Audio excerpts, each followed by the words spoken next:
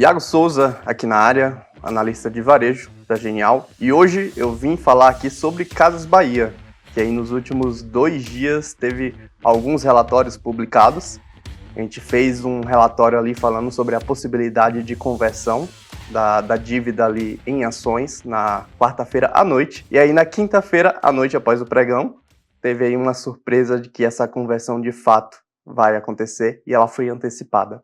Então, vamos embora aí falar sobre a nossa estimativa do que pode acontecer a partir de agora com Casas Bahia. Então, puxando aí primeiro o nosso relatório, o nosso primeiro relatório aqui foi outubro, pode acionar esse efeito dominó. Só para vocês entenderem um contexto aqui, essa conversão da dívida, que era 1,5 bilhão de reais, essa conversão ela poderia acontecer em uma janela entre outubro de 2025 e abril de 2027.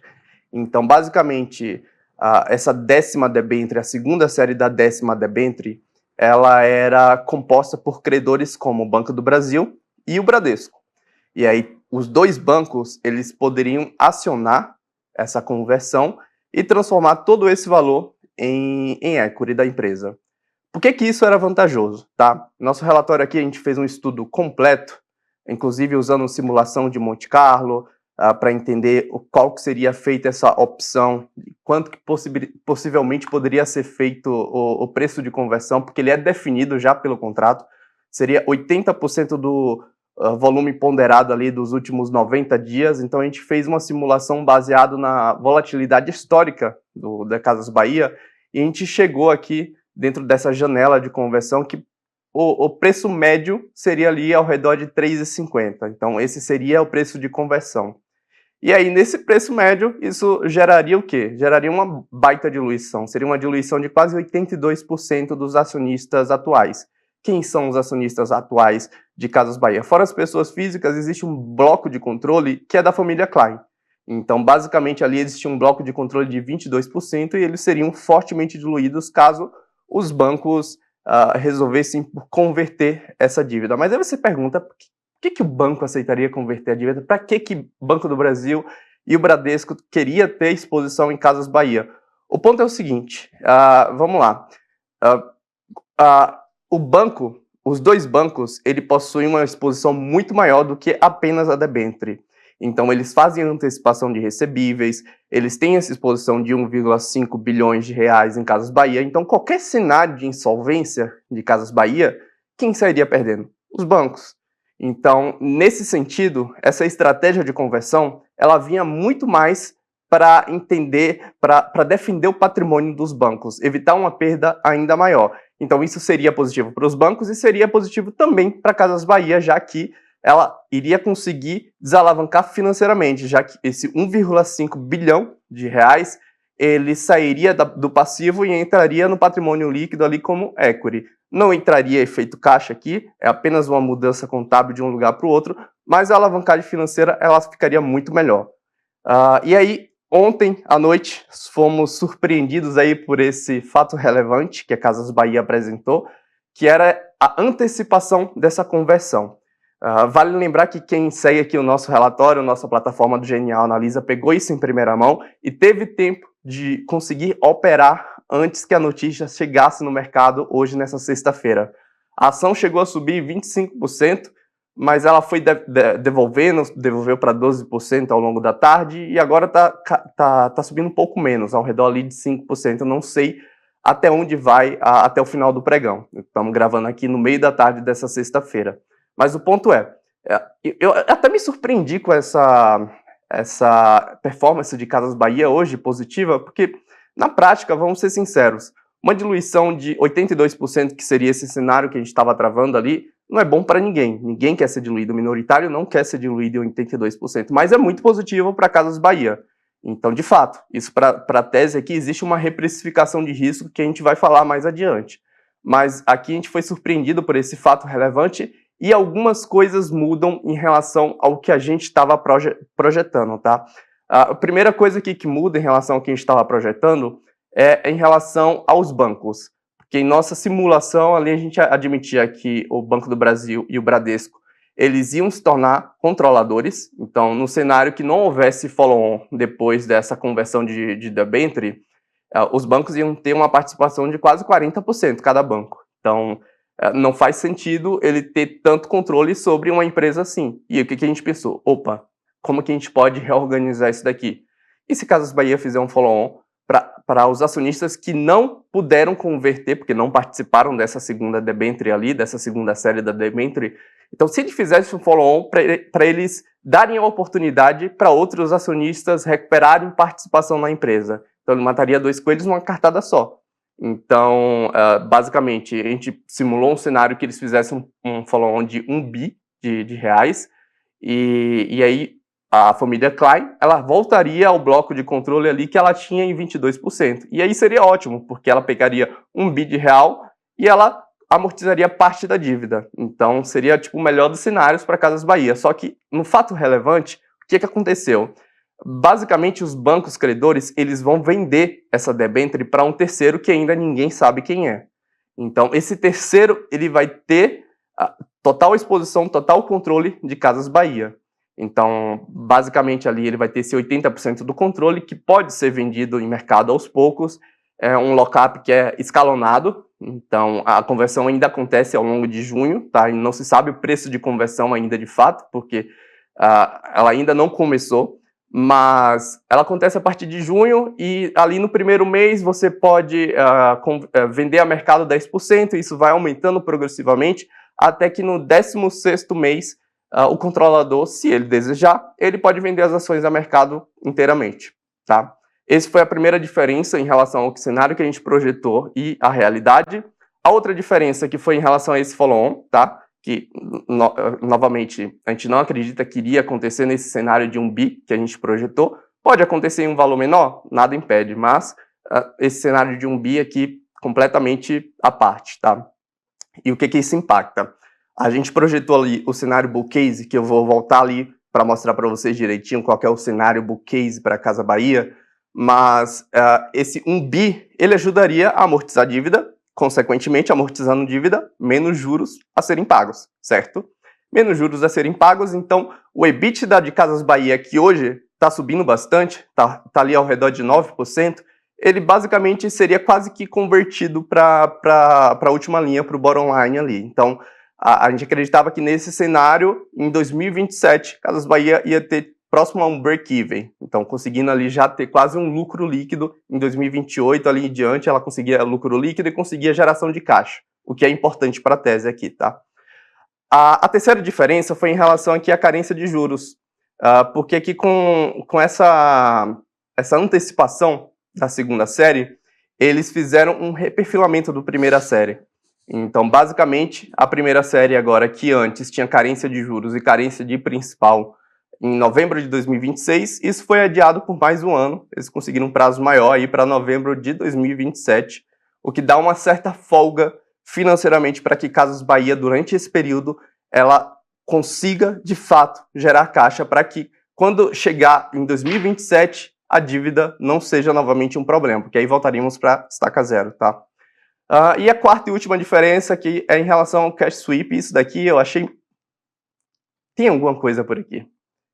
Preste atenção. O que basicamente aqui é esse cash sweep? Quando a Casas Bahia, eles estruturaram a 10ª debênture, que foi aquele reperfilamento da recuperação extrajudicial, existia uma cláusula de que se ela conseguisse algum dinheiro extra, isso poderia vir de onde? Poderia vir de um follow-on, poderia vir de uma venda de ativos. Se ela conseguisse esse dinheiro, por exemplo, ela vendeu um ativo de 500 milhões. Opa, 500 milhões no caixa. Esse 500 milhões tinha que ser usado para amortizar a dívida. E eles conseguiram uma dispensa de 12 meses para essa cláusula. Isso nos indica que, possivelmente, existe algo para acontecer aqui na tese ao longo dos próximos 12 meses. Então, fiquem de olho nisso, tá?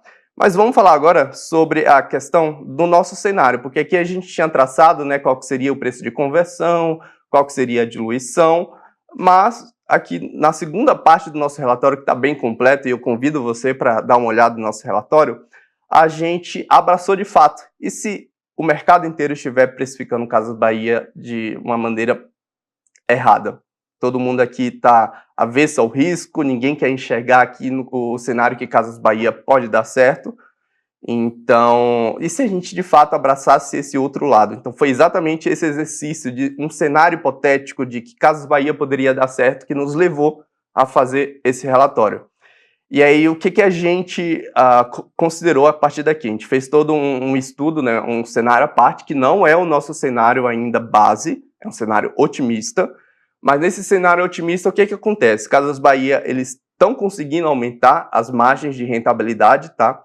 E nesse cenário, ela aceleraria ainda mais. Então, a margem EBITDA para 2026 chegaria próximo ali do low teens, então próximo dos 10%. Para 2027 em diante já ultrapassaria esses 10% aqui. Então, a rentabilidade ela continuaria aumentando e a dívida ela seria muito menor, porque no nosso cenário o que acontecia? A segunda debênture ali não existia mais e seria pago ali, amortizado parte das outras debêntures. Então, o resultado financeiro ele seria muito menor por causa dos juros de dívidas. Mas não somente isso, porque o que a gente precisa considerar também? A questão de reprecificação de risco. O que acontece? Casas Bahia, ela tem um resultado financeiro que é muito forte e acaba pagando todo o lucro operacional que a companhia tem conseguido. Quando a gente pega ali o release do primeiro trimestre, a gente vê que a antecipação de recebíveis de Casas Bahia aconteceu a 25,4% no ano, uma taxa prefixada de 25,4%. Isso significa que é 178% do CDI. O risco sacado também, 186% do CDI. Cara, isso está muito acima do que é um normal.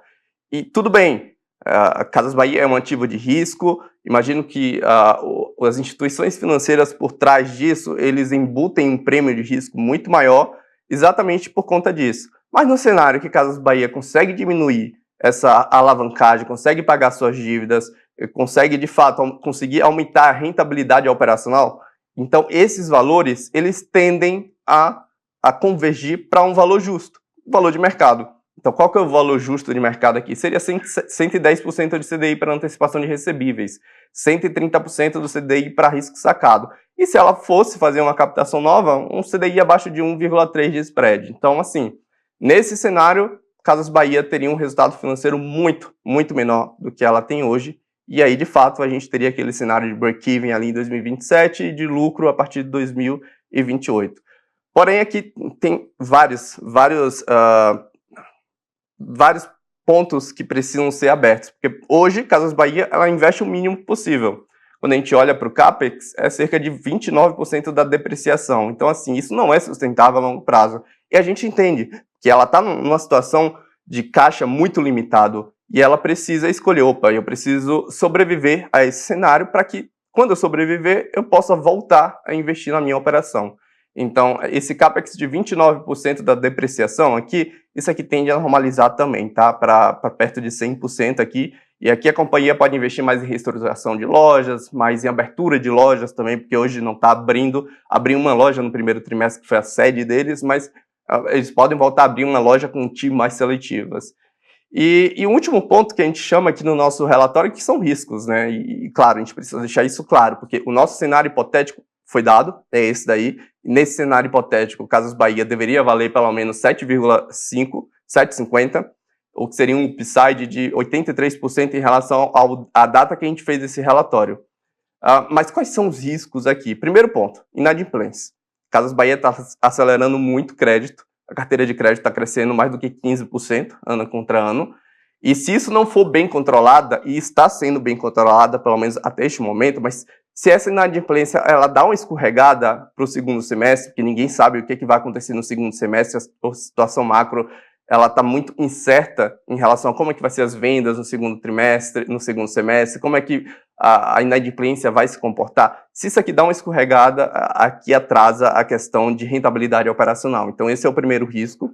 A questão do segundo risco é contingências jurídicas, e não sei se vocês acompanham a tese do GPA, que antes era a mesma empresa GPA, Açaí, Casas Bahia, era a mesma empresa, mas tanto o GPA quanto Casas Bahia, eles têm contingências jurídicas que são muito elevadas. Quando a gente olha aqui para Casas Bahia, são 8,9 bilhões de reais de passivos que não foram provisionados, que são possíveis, mas não foram provisionados. Se em algum momento a Receita Federal fala que isso aqui, opa, vocês precisam pagar isso daqui, vamos negociar. Então, isso aqui, de fato, é algo que pode atrapalhar bastante a tese, até porque, dado o valor de mercado de Casas Bahia, que é próximo de 400 milhões de reais, 8,9 bilhões de reais, é um valor muito alto. Mas, se você acompanha a GPA, você viu que a companhia conseguiu negociar para que os valores fossem muito menor do que, de fato, eles estão ali bocados nesse passivo contingente. Então, eles conseguiram bons acordos e isso também poderia acontecer com Casas Bahia. Mas isso aqui é um problema que fica para um segundo momento, porque o primeiro problema é essa questão de reduzir a alavancagem e fazer geração de caixa a partir daqui. E o terceiro problema, que é a questão do aumento do IOF, porque isso aqui basicamente ferraria ali com a questão do risco sacado. Risco sacado, que a gente falou que hoje já está num patamar muito elevado, de mais de 880% do CDI. Se de fato o governo confirma que ele vai aumentar o IOF por risco sacado, então aqui essa operação fica meio à parte, pode atrapalhar um pouco a questão ali de resultado financeiro, tá? Então tá aqui o relatório completo, a gente colocou as simulações, colocou o nosso cenário bull case. Eu espero que vocês tenham gostado da análise. Se gostou, manda aqui um joinha para a gente saber se vocês gostaram mesmo, comenta aqui se tiver alguma dúvida. Vamos falar um pouco mais sobre Casas Bahia. A gente tem uma recomendação de manter para Casas Bahia, tá? Era anteriormente em venda, mas dado que a ação ela convergiu para o nosso preço-alvo ali, que seria de R$4, a gente entende que ela está no patamar ok, então a gente mudou a nossa recomendação para manter. Mas Casas Bahia segue para um caminho onde esse cenário que a gente falou sobre o relatório acontece, então nada impediria para a gente atualizar e reprecificar o risco de Casas Bahia. É isso, pessoal. Até a próxima.